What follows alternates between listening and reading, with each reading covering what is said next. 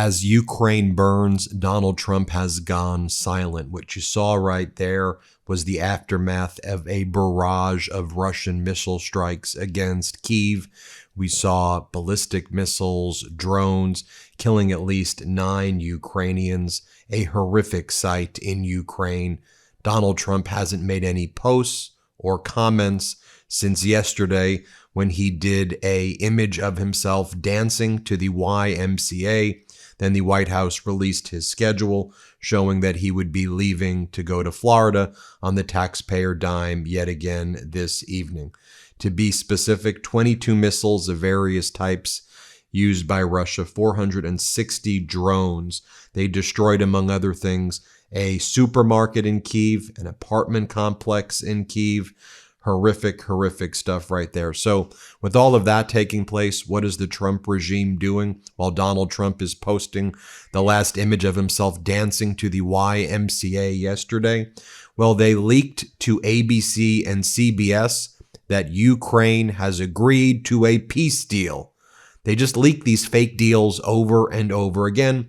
If you actually look through the article, Ukrainian President Zelensky said in an address Monday night that more work needed to be done on the plan that was revised this weekend.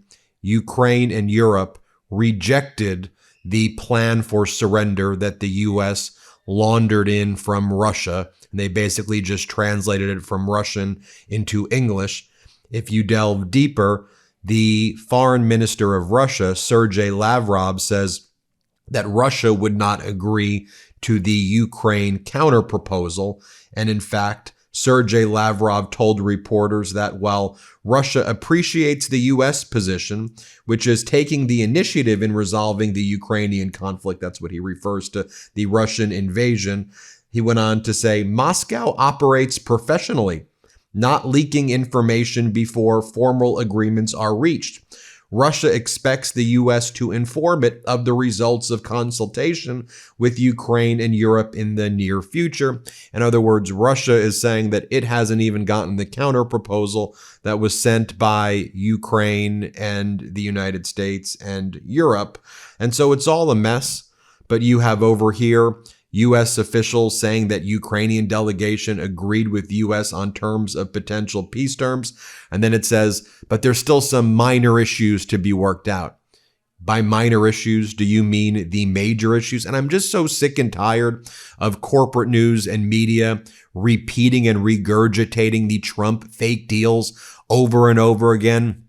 Trump made a deal with China. Trump made 8 peace deals. Trump did a peace deal in Gaza. Trump did a deal here. And then all the media rushes. Trump says, according to a U.S. advisor. Listen, Trump lies about everything. Stop repeating his fake deals over and over again. Like, you remember when Donald Trump said back in May he did a deal with China and there was no deal. And even to this day, China's purchased just 300,000 metric tons of soybeans when under former President Biden. They were purchasing 27 million metric tons of soybeans. And then you have Xi Jinping basically putting his knee on Donald Trump's neck yesterday. He called the White House. And now they're promoting in China that Xi Jinping sees the call with Trump yesterday as a major win for China, where Xi Jinping asserted that China has control over Taiwan or will control Taiwan, that it should be always a part of China, and that Donald Trump and the U.S. should never assert anything regarding the sovereignty of Taiwan. And Donald Trump just took it. Donald Trump just accepted. Remember back in the day when all these MAGA Republicans said that they're hawks on China, they're China hawks, and they were trying to be like, the Democrats are weak in Taiwan. Like, y'all are literally just giving Taiwan away, back to China. And then they don't say anything. I mean, that's the thing with these MAGA Republicans. Everything's just hypocrisy. They just come up with positions to try to own the libs.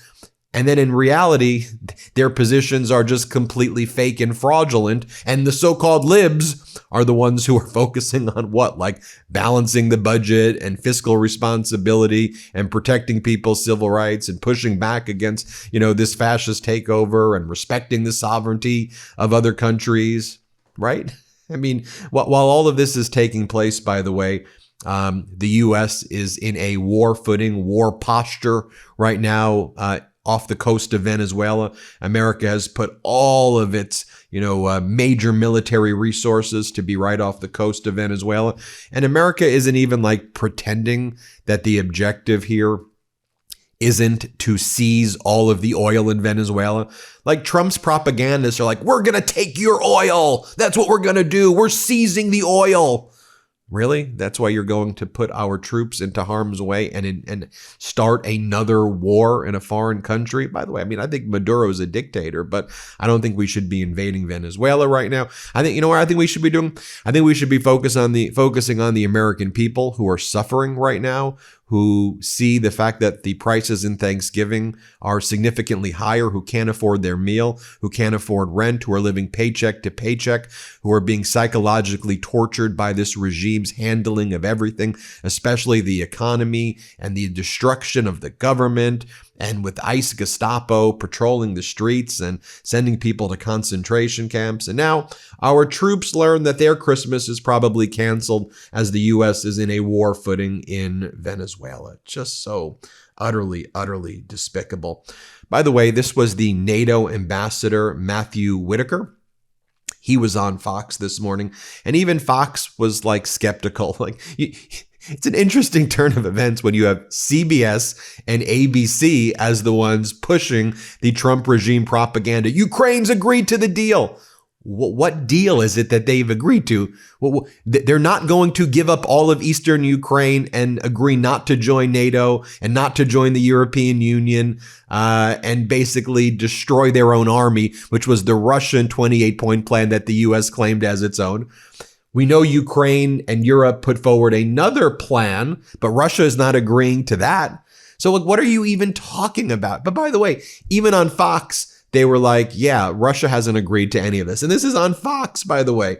And now the NATO ambassador, Matthew Whitaker, he's presented with an analysis by a very respected military leader. So he has to accept it. But just watch what takes place here. Play this clip. You need both sides to agree. And we don't really see much from Vladimir Putin. I just spoke with General Jack Keane, and he made the case that, look, Putin has yet to give up anything so far. Watch this.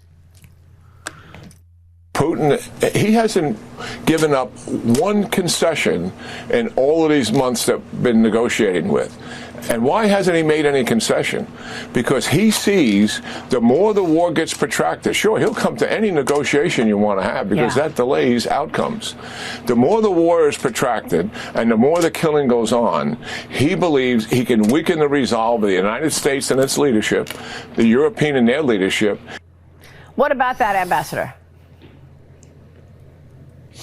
Well, there is some truth to what, the general says, but let's remember that there's no perfect answer to this situation.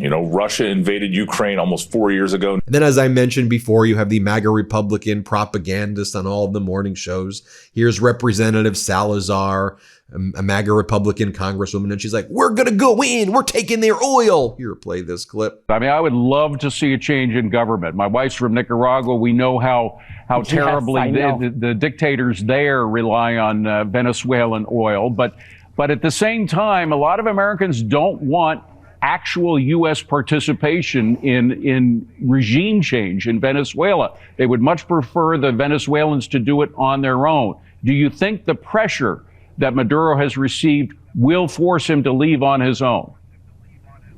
Oh, I think Maduro is not Fidel Castro. Maduro is not a brave boy. So now that he has understood that he's on that very nefarious list of the terrorist organization, that the airspace above Venezuela has been closed off and the commercial airlines from the United States are not flying, he's understanding that we're about to go in. He understands that he has been our enemy for the last 25 years. Mm-hmm. Venezuela, for those Americans who do not understand why we need to go in, basically for three reasons. You're in Fox business.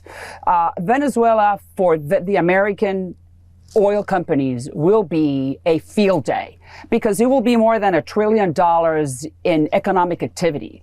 American companies can go in and fix all the oil pipe, the whole oil rigs, and everything that has to do with the Venezuelan petroleum companies, or everything that has to do with oil and the derivatives. And then, just CNBC too has been such a letdown as they've gone MAGA. Even as they ask right here, Treasury Secretary Scott Bessent, they go, well, Donald Trump said he might fire you if you've been naughty, if the Fed doesn't lower the interest rate soon.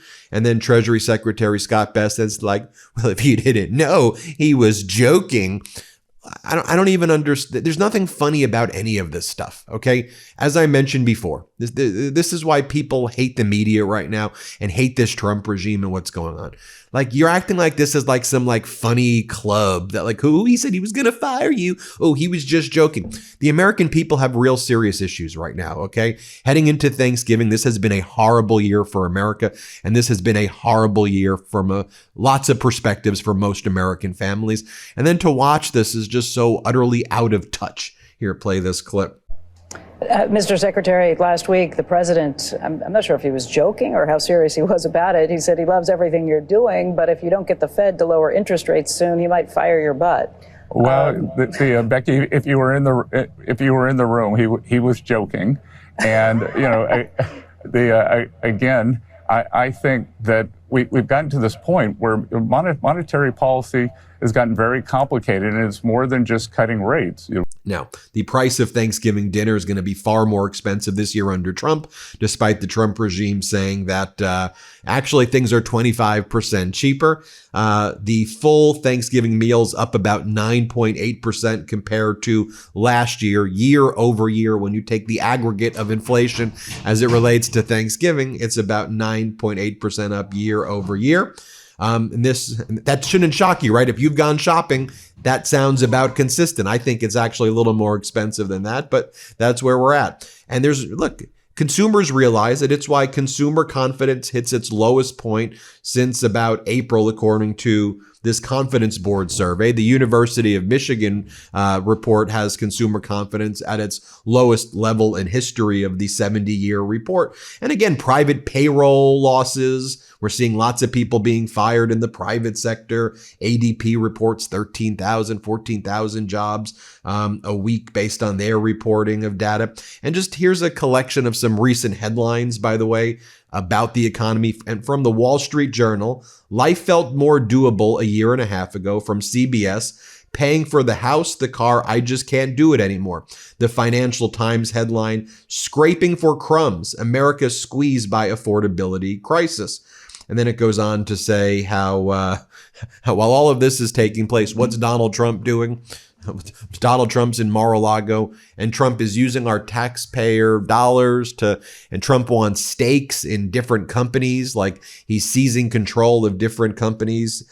And like, isn't that the definition of like communism? And what's he going to do this weekend? Is he going to throw another Great Gatsby party? Is he going to flaunt the grift off the American people this weekend? Well, he's gone radio silent for now. We'll keep you posted every step of the way, but that's your news right there. And we stand, of course, with the people of Ukraine here on the MeidasTouch Network. Thanks for watching. Want to stay plugged in? Become a subscriber to our Substack at MeidasPlus.com. You'll get daily recaps from Ron Filipkowski, ad-free episodes of our podcast, and more exclusive content only available at MeidasPlus.com.